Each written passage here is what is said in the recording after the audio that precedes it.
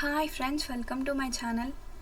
ఈరోజు మనం ఈ వీడియోలో భారతదేశ చరిత్రకు సంబంధించి టాపిక్ వైజ్గా కొన్ని ముఖ్యమైన విషయాలను ఈరోజు మనం ఈ వీడియోలో తెలుసుకుందాం.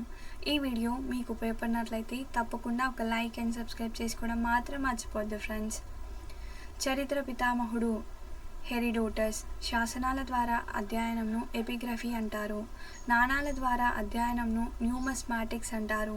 కట్టడాల శిల్పాల ద్వారా అధ్యయనంను ఐకనోగ్రఫీ అంటారు. ప్రాచీన భారతదేశ చరిత్ర. మొట్టమొదటి మానవుడి జననం బోరి గుహలు 14,000 BC. చారిత్రక పూర్వయుగం ఆది నుండి క్రీస్తు పూర్వం 2500 వరకు. సింధు నాగరికత క్రీస్తు పూర్వం 2500 నుంచి 1500 వరకు. వైదిక ఆర్యుల నాగరికత క్రీస్తు పూర్వం 1500 నుంచి 600 వరకు. మౌర్యుల పూర్వయుగం క్రీస్తు పూర్వం 600 నుంచి 300 వరకు. మౌర్యుల యుగం క్రీస్తు పూర్వం 300 నుంచి 200 వరకు. మౌర్యుల అనంతర యుగం క్రీస్తు పూర్వం 2000 నుంచి క్రీస్తు శకం 300 వరకు. గుప్తుల యుగం క్రీస్తు శకం 300 నుంచి 550 వరకు. గుప్తుల అనంతర యుగం క్రీస్తు శకం 550 నుంచి 750 వరకు. చారిత్రక పూర్వయుగం. క్వార్టజైట్ అనే రాతితో శిలలు తయారు చేసిన యుగం ఏది అంటే ప్రాచీన శిలాయుగం. ప్రాచీన శిలాయుగంను జాగ్రఫీలో ఫెస్టోసిస్ యుగం అంటారు. ఫెస్టోసిన్ యుగం అంటారు.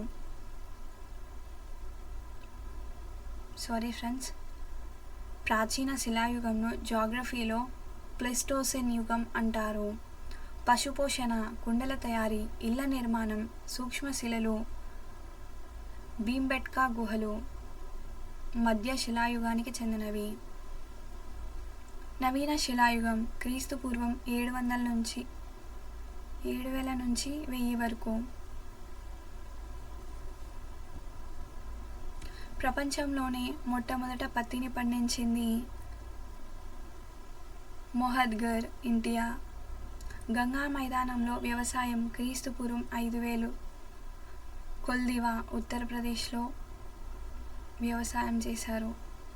ప్రపంచంలోనే మొట్టమొదట వరిని పండించింది కోల్దివా, ఉత్తరప్రదేశ్. కాశ్మీర్లో వ్యవసాయం 2500 క్రీస్తు పూర్వం. త్రామశిలాయుగం క్రీస్తు పూర్వం 3000 నుంచి 700 వరకు. ప్రపంచంలో వాడబడిన మొట్టమొదటి లోహం రాగి క్రీస్తు పూర్వం 3000. రాగి నిక్షేపాలు ఎక్కువగా ఉన్న ప్రాంతం రాజస్థాన్.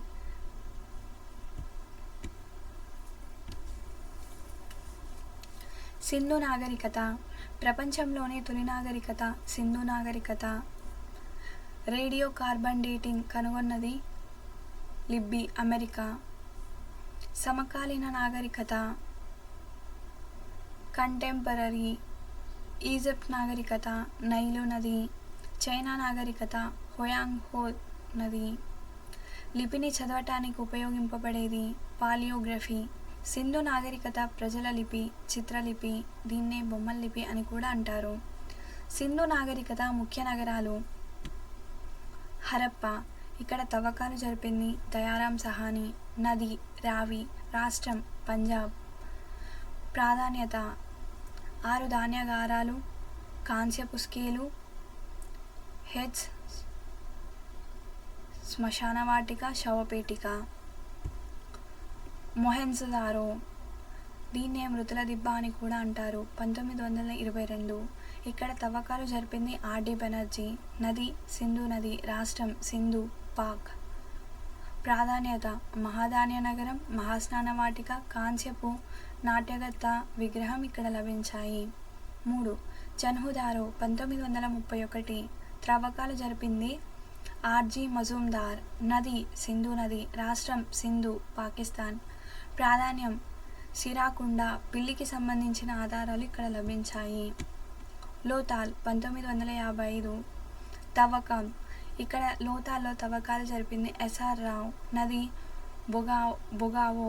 రాష్ట్రం గుజరాత్. ప్రాధాన్యం ఓడరేవు, చెక్బోర్డ్, స్కేల్, హోమగుండం, ద్వికణనం, ఓడబొమ్మ ముద్రిక ఇక్కడ లభించాయి.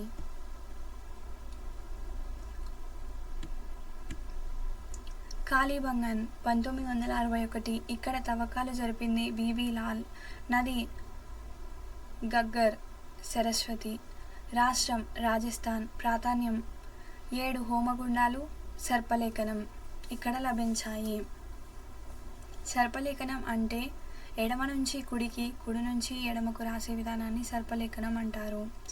డోలవీర 1991 ఇక్కడ తవ్వకాలు జరిపింది జేపీ జోషి. నది ఇక్కడ నది లేదు. రాష్ట్రం గుజరాత్. సింధు నాగరికత నగర నిర్మాణం. కోటలేని ఏకైక నగరం చన్హుదారో. 3 భాగాలుగా విభజింపబడిన నగరం డోలవీర. గ్రిడ్ పద్ధతిపై నిర్మించబడిన ఏకైక నగరం చండీగఢ్. గ్రిడ్ పద్ధతి లేని ఏకైక నగరం బనవాలి. భూగర్భ మురికి కాలువలు లేని నగరం బనవాలి. ఇళ్ల తలుపులు, కిటికీలు రహదారుల వైపు నిర్మించబడిన నగరం లోతాల్. సింధు నాగరికత ముఖ్య విషయాలు. సింధు నగర ఆర్థిక వ్యవస్థ. వ్యవసాయ ఆర్థిక వ్యవస్థ. ముఖ్య పంటలు గోధుమలు, బార్లీ, పత్తి, నువ్వులు, ఆవాలు, పండ్లు, కూరగాయలు. వరి అవశేషాలు దొరికిన నగరాలు లోతాల్, బియ్యపు గింజ, రంగాపూర్, వరిపొట్టు. నాగలి అవశేషాలు దొరికిన నగరాలు బనవాలి, నాగలి బొమ్మ, కాళీబంగన్, నాగలితో దున్నిన భూమి. గుర్రం అవశేషాలు దొరికిన నగరాలు లోతాల్, గుర్రపు బొమ్మ, గుర్రపు అస్థిపంజరం. వ్యాపార వాణిజ్యం. వస్తు మార్పిడి పద్ధతి ద్వారా ఇక్కడ వ్యాపారం జరిగేది. విదేశీ వ్యాపారం మెసపటోమియా.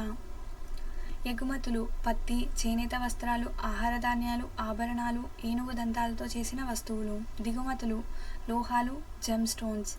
సింధు ప్రజల ఆరాధ్య దైవం అమ్మ తల్లి. పురుషులలో పశుపతి దేవుడు వీరి ఆరాధ్య దైవం. సింధు నాగరికత పతనానికి కారణాలు. ఆర్యుల దండయాత్ర వల్ల, వరదల వల్ల, నదులు ఎండిపోవడం వల్ల. ఆర్యుల వైదిక నాగరికత. వేదాలు. ఋగ్వేదం 1028 శ్లోకాలు కలవు. దీనిలో గాయత్రి మంత్రం కలదు. దీనిలో 10 మండలాలు కలవు. 10వ మండలం పురుష సూక్తంను తెలుపుతుంది. బ్రాహ్మణుడు తల నుండి, క్షత్రియుడు భుజం నుండి, వైశ్యులు తొడల నుండి, శూద్రులు పాదాల నుండి. పవిత్ర నది సరస్వతి నది. యజుర్వేదం యజ్ఞయాగాల గురించి తెలియజేస్తుంది. సామవేదం సంగీత జ్ఞానంను తెలియజేస్తుంది. అధర్వణ వేదం మంత్రతంత్రాలు, రోగాలు, భూతాల గురించి తెలుపును. దీనిలో మొదటిసారిగా వాడిన పదం గోత్రం. బ్రాహ్మణాలు యజ్ఞయాగాల గురించి తెలియజేస్తుంది. ఐతరేయ బ్రాహ్మణంలో ఆంధ్ర అనే పదం తొలిసారిగా వాడారు. శతపథ బ్రాహ్మణంలో వడ్డీ వ్యాపారం గురించి తెలుపుతుంది. ఉపనిషత్తులు చాందోగ్య, బృహద్రణ్యక, ఈశానో, ముండకో. సత్యమేవ జయతే అనే వాక్యం ముండకో అనే గ్రంథం నుండి తీసుకున్నారు. భక్తిని చర్చించిన గ్రంథం శ్వేతేశ్వతార. మొత్తం ఉపనిషత్తులు 108. ఉపనిషత్తులు యజ్ఞయాగాలను తీవ్రంగా ఖండించాయి. యాగాలు అశ్వమేధ యాగం ప్రక్కరాజ్యాలపై ఆధిపత్యం కొరకు. రాజసూయ యాగం దైవత్వం పొందుటకు. ఉపనిషత్తులు యజ్ఞయాగాలను తీవ్రంగా ఖండించాయి. యాగాలు అశ్వమేధ యాగం పక్కరాజ్యాల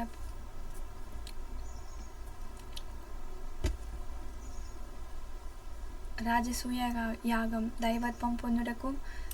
వాజపేయ యాగం దీనివల్ల రాజుకు సామ్రాట్ అని బిరుదు వస్తుంది. ఉపవేదాలు ఆయుర్వేదం వైద్యం, గాంధర్వ వేదం సంగీతం, శిల్పవేదం శిల్పకళ, ధనుర్వేదం విల్లు విద్య. పురాణాలు 18. పురాణాలలో రాజుల వంశావళి గురించి చర్చించబడింది. రామాయణం వాల్మీకి. రామాయణంలో 6 కాండములు ఉన్నాయి. రామాయణంను ఆదికావ్యం అంటారు. వాల్మీకిని ఆదికవి అంటారు. మహాభారతం దీన్ని శతపహస్రవంహిత అంటారు. దీనిలో 1,00,000 శ్లోకాలు కలవు. దీనిలో 18 పర్వాలు ఉన్నాయి. ఆర్యుల సాహిత్యం మౌఖిక సాహిత్యం.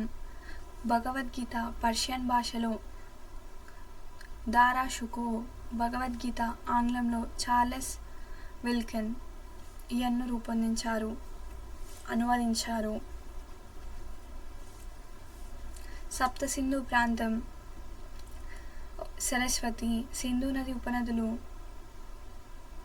రావి, సట్లెజ్, చీనాబ్, జీలం, బ్యాస్. టిబెట్ దయానంద సరస్వతి. ఆర్కిటెక్ట్ బాల గంగాధర్ తిలక్. మధ్య ఆసియా మ్యాక్స్ ముల్లర్. మలివేద యుగం వివాహ రకాలు. బ్రహ్మ వివాహం పెద్దలు కుదిర్చిన వివాహం మరియు శాస్త్రాలు సంప్రదాయం ప్రకారం జరిగే వివాహం. దైవ వివాహం ఇది పురోహితులకు మాత్రమే కన్యను దక్షిణగా సమర్పించడం.